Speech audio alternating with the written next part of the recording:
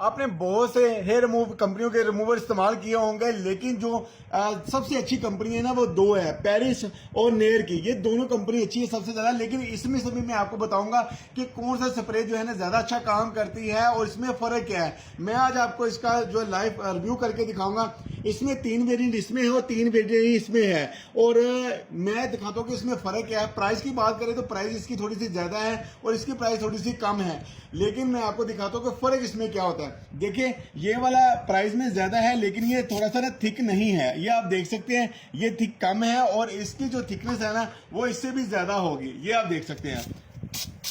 ये आप देखें, इसकी फोमिंग भी ज्यादा है और इसकी थिकनेस भी ज्यादा है, और ये मेरे ख्याल से ये काफी अच्छा काम करता है। और दूसरी बड़ी बात है कि आपकी स्किन को भी काफी ज्यादा वाइट करेगा और बालों की जो ग्रोथ है ना उसको भी कम करेगा, यानी कि गैर जरूरी बाल को रिमूव तो करेगा, लेकिन उसके साथ साथ बालों की ग्रोथ जो है ना ऐसा कम करना शुरू कर देगा। और